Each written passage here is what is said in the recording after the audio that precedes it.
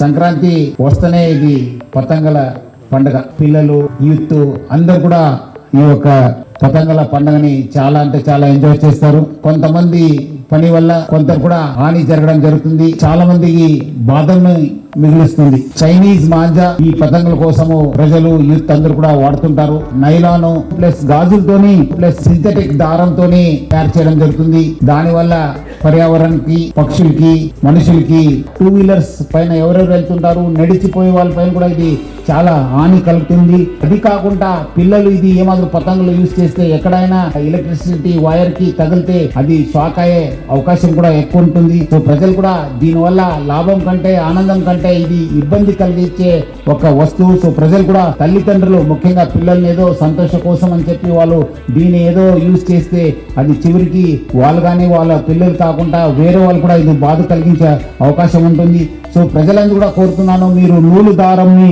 వాడాలి, దాన్నే ప్రోత్సహించాలని చెప్పి నేను హైదరాబాద్ సిటీ పోలీస్ తరఫు నుంచి కోరుతున్నాను.